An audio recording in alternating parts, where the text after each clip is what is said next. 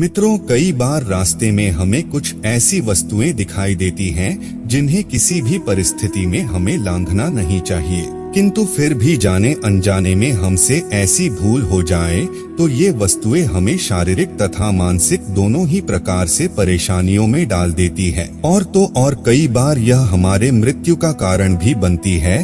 तो एक बार विस्तार से प्रकाश डालते हैं कि आखिर वे 7 प्रकार की नकारात्मक वस्तुएं कौन कौन सी है जो यदि आपको रास्ते में दिख जाए तो आपको अपना रास्ता बदल लेना चाहिए। नमस्कार दोस्तों, धर्मा वचन चैनल पर आप सभी का स्वागत है।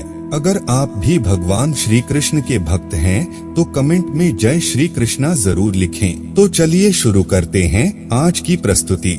मित्रों, कभी कभी हमें रास्ते में किसी के स्नान करने के बाद फैला हुआ पानी दिखाई देता है। वैसे कहने को तो सिर्फ गंदा पानी है और उससे ज्यादा कुछ नहीं। आप चाहें तो इसे लांघ कर भी जा सकते हैं, लेकिन विष्णु पुराण के अनुसार यह मात्र गंदा पानी नहीं अपितु इससे भी कहीं अधिक बढ़कर है। दरअसल हिंदू पुराणों में स्नान के संदर्भ में विस्तार से बताया गया है। इसमें बताया गया है कि किसी भी मनुष्य के द्वारा 4 प्रकार के स्नान किए जाते हैं: मुनि स्नान, मानव स्नान, देव स्नान और राक्षसी स्नान। इसमें राक्षसी स्नान सबसे निम्न कोटि का स्नान है। साथ ही इसमें यह भी बताया गया है कि स्नान से न सिर्फ आपके दिखाई देने वाले इस भौतिक शरीर की बल्कि इससे आपके सूक्ष्म शरीर अर्थात ऊर्जा से बने ऐसे शरीर जो अस्तित्व में तो है लेकिन दिखाई नहीं पड़ते, उनकी भी अशुद्धियां धुलकर इस जल में मिल जाती है। और ऐसे में जब कोई व्यक्ति इस जल को लांघता है तो दरिद्रता उसके सिर पर चढ़ जाती है। फलस्वरूप वो व्यक्ति कष्ट पाने लगता है। इसलिए मित्रों, भलाई इसी में है कि यदि कहीं आपको ऐसा पानी दिखे तो आप इसे लांघने से बचिएगा। अब बात करते हैं दूसरी प्रकार की अशुद्धि की। मित्रों, कई बार रोड पर हमें मृत प्राणियों की अस्थियां दिखाई पड़ती है। आमतौर पर ये अस्थियां उन दुर्भाग्यशाली जानवरों की होती है जो सड़क दुर्घटना में मारे जाते हैं। इन शवों के संदर्भ में विष्णु पुराण कहता है कि किसी भी मनुष्य को कभी भूलकर भी उन अस्थियों को ना तो लांघना चाहिए और ना ही कभी बहुत इनके करीब से गुजरना चाहिए, और यदि ऐसी भूल हो जाए तो तुरंत ही स्नान कर लेना चाहिए। और इसका कारण आपको पता ही है, क्योंकि हिंदू शास्त्रों में बताया गया है कि शव अथवा शव के अवशेष जैसे अस्थियां इत्यादि के आसपास नकारात्मक शक्तियों का वास होता है, फिर चाहे वह शव किसी जानवर का ही क्यों ना हो। अतः ऐसे में यदि कोई मनुष्य इनके संपर्क में आता है तो इससे उसकी पवित्रता तो नष्ट हो ही जाती है, साथ ही उसे विभिन्न प्रकार की परेशानियों से जूझना पड़ सकता है। तो मित्रों, जितना हो सके आप इस सब झंझट से बचकर रहिएगा। अब बात करते हैं तीसरी अशुभ वस्तु की, जो कुछ और नहीं बल्कि बाल है। मित्रों, कहने को तो बाल बड़ी साधारण सी चीज है, लेकिन हिंदू धर्म में बालों को बड़ा ही अशुभ माना जाता है।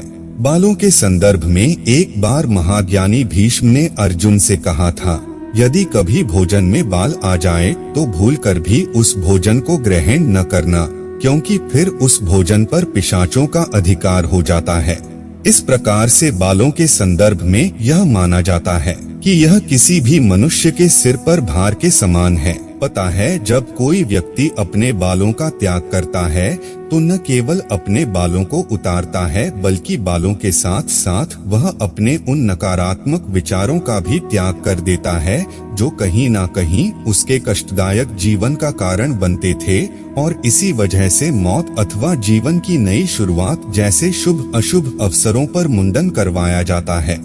अतः दोस्तों, किसी भी व्यक्ति को किसी भी अन्य के कटे हुए बालों को लांघना नहीं चाहिए, अन्यथा बालों का त्याग करने वाले का भार उसे लांघने वालों के सर चढ़ जाएगा।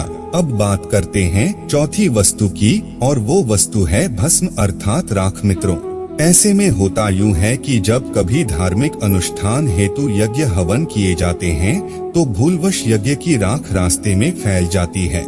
अब चूंकि यह भस्म धार्मिक अनुष्ठान अथवा अग्नि देव की कृपा से उपजी है, अतः यह अत्यंत ही पवित्र होती है। ऐसे में यदि कोई व्यक्ति जाने अनजाने में इसे लांघता है अथवा इस पर पैर रख देता है तो वो पाप का भागी हो जाता है और फिर वह अपने जीवन में कष्ट पाता है। हालांकि यह बात सिर्फ हवन की राख पर नहीं अपितु हर सजीव निर्जीव वस्तु जैसे भोजन, पानी अथवा पूजा पाठ में प्रयुक्त किए जाने वाली तमाम वस्तुओं पर लागू होती है। अतः आप ऐसी गलती करने से बचें। इसी प्रकार से मित्रों, यदि हम पांचवी वस्तु की बात करें तो इसमें हमें कभी उस रास्ते से नहीं गुजरना चाहिए जिस रास्ते पर कांटे हो। दरअसल मार्गों में कांटे आना या कांटों से भरे मार्ग पर चलना दुर्भाग्य का प्रतीक है। विश्वास किया जाता है कि जब कोई व्यक्ति ऐसा करता है तो उसे चोट लगने का खतरा तो रहता ही है, साथ ही साथ यह कांटे उसके दुर्भाग्य में भी बढ़ोतरी कर देते हैं और उस व्यक्ति को अपने जीवन में नित्य नए संघर्षों से जूझना पड़ता है। अब बात करते हैं छठी वस्तु की। दरअसल इसके अंतर्गत हमें भूलकर भी उन वस्तुओं को नहीं लांघना चाहिए जिनका प्रयोग तंत्र क्रिया में किया गया हो। इसमें होता यूं है मित्रों कि कई बार तांत्रिक जन किसी प्रकार की नकारात्मक शक्ति को संतुष्ट करने हेतु सुनसान स्थान, सड़क अथवा चौराहों पर उसी भूत प्रेत के द्वारा बताई गई वस्तु जैसे मिठाई, मांस, अंडे, पान का बीड़ा, लौंग, पूरा कपड़ा, नींबू या कोई और नई नवेली वस्तु रख देते हैं ताकि वह नकारात्मक शक्तियां आकर उन वस्तुओं को ग्रहण कर सके। किंतु ऐसे में यदि भूलवश आप उस वस्तु को उसके आने से पहले ही लांघ देते हैं, इससे वह नकारात्मक शक्ति रुष्ट हो जाती है और फिर वह आपका हित करने के लिए आपके पीछे लग जाती है। आम बोलचाल की भाषा में इसे प्रेत बाधा कहते हैं। अगर मित्रों, यदि आपको रास्ते में कोई ऐसी वस्तु दिखाई पड़े तो बेहतर होगा कि आप इसे लांघने के बजाय इससे बचकर निकलिएगा। यदि संभव हो तो आप अपना रास्ता ही बदल लीजिएगा। अब बात करते हैं अंतिम और सातवीं वस्तु की। असल में मित्रों, यह वस्तुएं नहीं अपितु वह गंदगी है जिन्हें हम में से ही कुछ मूर्ख लोग करते हैं, जैसे मलमूत्र, थूक, मैले कुचैले कपड़े, टूटे हुए बालों के गुच्छे इत्यादि। तमाम ऐसी प्रकार की गंदगी हैं जिन्हें कुछ लोग बिना सोचे विचारे यहाँ वहाँ फैला देते हैं। ऐसे में दोस्तों, वायुमंडल में उपस्थित कई प्रकार की नकारात्मक शक्तियाँ इस प्रकार की गंदगी की ओर आकर्षित होती है और जो व्यक्ति अपने पैरों से इन्हें लांघ देता है या कुचल देता है, परिणाम स्वरूप वह व्यक्ति पेट अथवा सिर के दर्द से पीड़ित हो जाता है।